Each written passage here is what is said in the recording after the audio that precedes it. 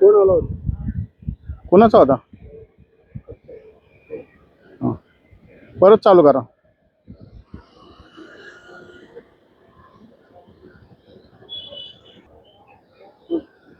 जय भीम जय संविधान सम्यक क्रांती चॅनलमध्ये आपण पाहत आहात अनेक आंदोलन आणि मोर्चे आणि समाजाच्या हिताच्या ज्या बाबी आहेत त्या आपण या ठिकाणी दाखवल्या जातात.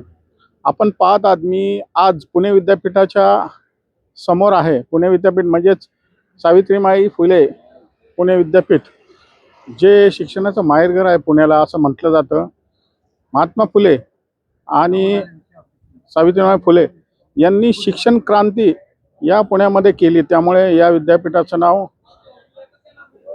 सावित्रीबाई फुले पुणे विद्यापीठ असं ठेवण्यात आलेलं आहे.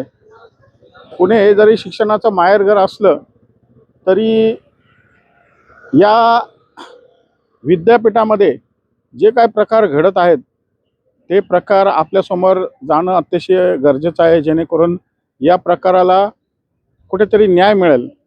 आणि शिक्षण क्षेत्रामध्ये सुद्धा या ठिकाणी फार मोठ्या प्रमाणात बदमाशी चालते, हे तुम्हाला मी दाखवू इच्छितो. या ठिकाणी आपण बघत आहात सावित्रीबाई फुले पुणे विद्यापीठामधील विविध विभागामध्ये मागील 5 ते 20 वर्ष एकत्रित अल्पवेतनावर सेवा देणाऱ्या कर्मचाऱ्यांना विद्यापीठ फंडातून सेवेत सामावून घेण्यासाठी बेमुदत चक्री उपोषण आहे. हे चक्री उपोषण तुम्ही ह्या चक्री उपोषणाला तुम्हाला चक्कर येईल अशी परिस्थिती आहे. 28 जुलैपासून हे चक्री उपोषण आहे. कितवा 17वा दिवस या ठिकाणी आहे आणि हे उपोषण या ठिकाणी सुरू आहे. तरी सुद्धा कोणीही कसल्याही प्रकारे दखल घेतली गेलेली नाही. आणि हे कामगारांचं जे काय कर्मचाऱ्यांचं जे काय न्याय मागणी आहे त्या न्याय मागणीसाठी या ठिकाणी हे उपोषण गेले अनेक दिवस या ठिकाणी सुरू आहे. आपण जे उपोषणकर्ते आहेत त्यांच्याकडनं जाणून घेणार आहोत की तुमच्या काय मागण्या आहेत आणि तुम्ही चक्री उपोषण इतके दिवस झाले करताय. तर तुमच्या नेमक्या काय मागण्या आहेत आणि इथे काय परिस्थिती आहे? इतके दिवस झाले तुम्ही या ठिकाणी उपोषण करताय, काय मागण्या आहेत आणि प्रशासनाने याची दखल घेतली आहे का? प्रशासनाने तर अद्याप कोणत्याही प्रकारची दखल घेतलेली नाहीये. कॅमेराकडे बघा. आज 17वा दिवस आहे आमच्या आंदोलनाचा, तरी देखील आज ना रजिस्टर फिरकलेत ना VC फिरकले तिकडं आमच्याकडं. तर आमची मेन मागणी जी आहे ती आहे की आम्हाला विद्यापीठ निधीतून सामावून घेण्यात यावं. आणि ते जर त्यांच्याकडनं होत नसेल लवकर, त्याला जर काही कालावधी लागत असेल तर तोपर्यंत आम्हाला एकत्रित वेतनावर जे त्यांच्या अधिकारात बसतं त्या याच्यावर आम्हाला सामावून घेण्यात यावं. या आमच्या मुख्य 2 मागण्या आहेत. आणि याआधी त्यांनी 7 महिन्यापूर्वी आम्हाला आश्वासन दिलं होतं लेखी प्रशासनाने की तुमच्या बाबतीत सकारात्मक विचार करीत आहे, हे आंदोलन मागं घेण्यात यावं. तर या गोष्टीला 7 महिने झाली. त्यानंतर आम्ही पाठपुरावा केला पण आम्हाला उडवडीची उत्तरं भेटली. त्यामुळे आम्ही हे परत 7 महिन्यानंतर आंदोलन चालू केलेलं आहे. तर आता बघूयात हे विद्यापीठ कधी जागा होतंय आणि कधी आमची दखल घेत आहे.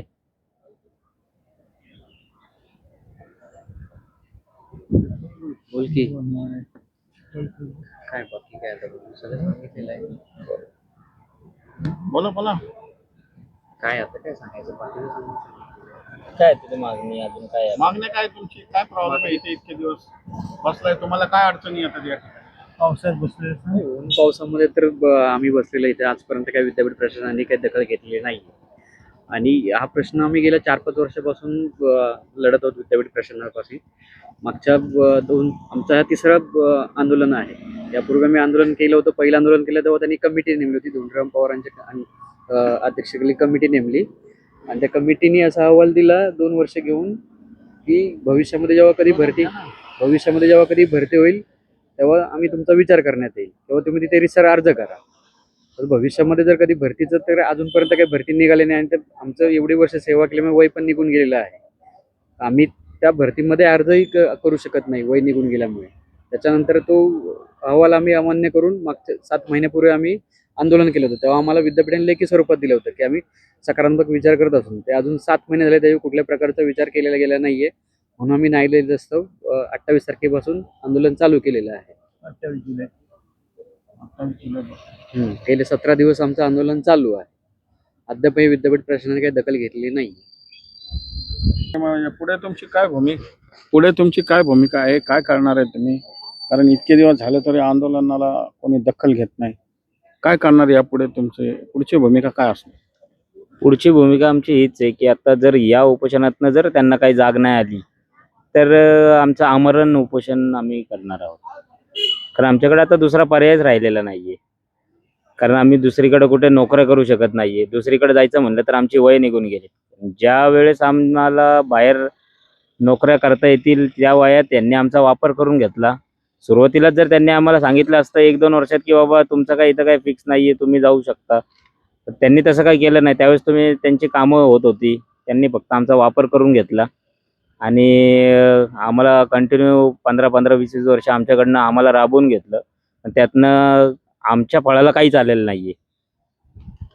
त्यामुळे आता आम्ही नाईलाजास्तव इथून पुढं आमरण उपोषण करणार आहोत. किती कर्मचाऱ्यांचा हा विषय आहे? किती कर्मचारी याच्यामुळे त्यांना हा अन्याय सहन करावा लागतो? तसे तर एकंदरीत 11 लोक होतो, पण त्यातले काही लोकांचे आता वय निघून गेले. त्यामुळे आता ते तर काही याच्यात बसणार नाही. त्यामुळे 2-3 जण असेच आमच्या वयामुळे बाहेर पडलेले आहेत. त्यामुळे आता आकडा जो राहिलेला आहे तो एक 8 लोकांचाच आकडा राहिला आहे.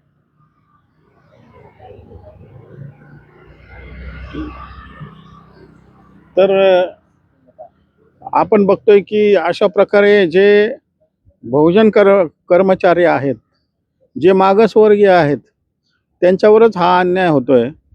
परंतु जे उच्चवर्णीय आहेत ते म्हणजे हे कर्मचारी आणि ते कर्मचारी आपण बघितलं तर समान आहेत. म्हणजे शिक्षणाच्या बाबतीत किंवा काम करण्याच्या बाबतीत त्यांची क्षमता समान आहे.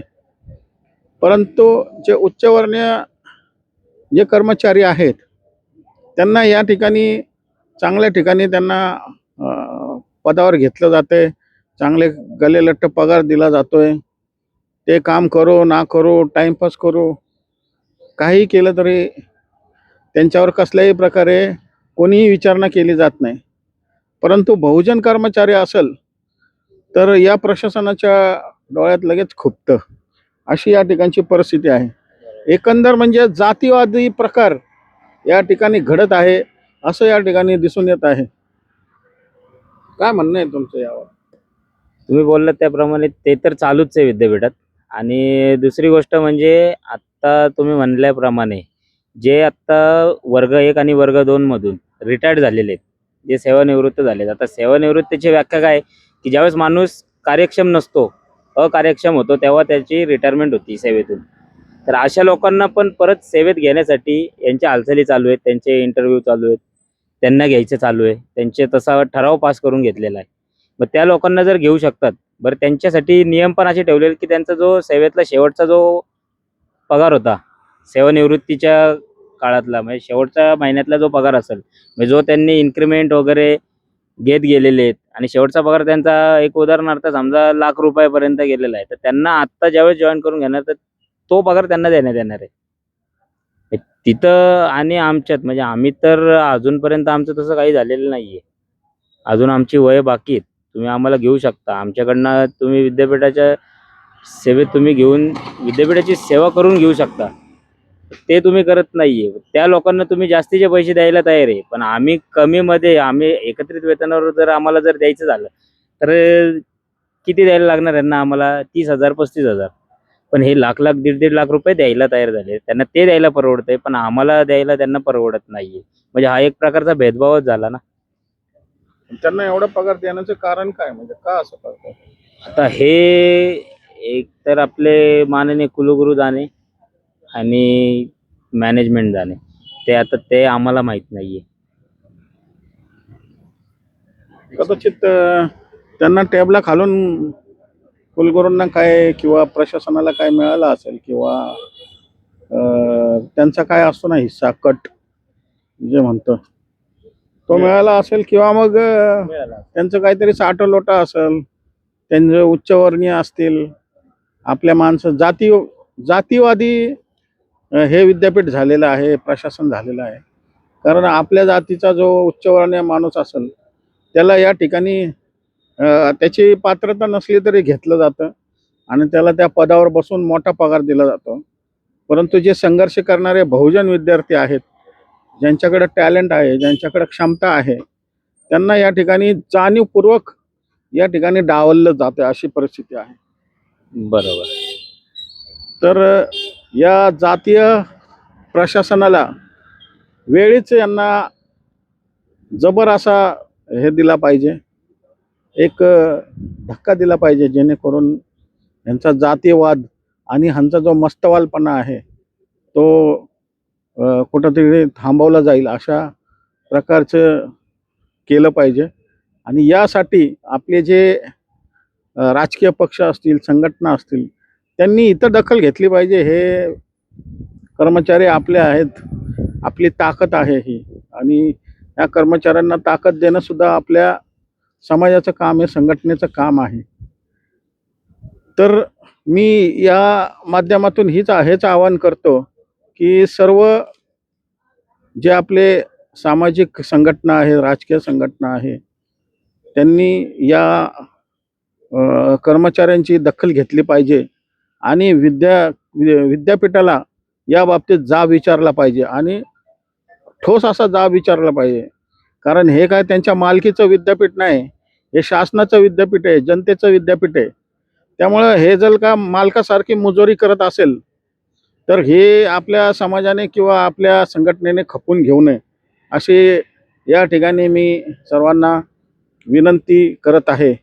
आणि व्हिडिओला जास्तीत जास्त लाईक करा, शेअर करा आणि आपल्या ह्या बहुजन कर्मचाऱ्यांना न्याय मिळाला पाहिजे अशी पुढे पाऊले उचला, असं मी या माध्यमातून आपल्या सर्वांना विनंती करतो आणि थांबतो. जय भीम, जय संविधान.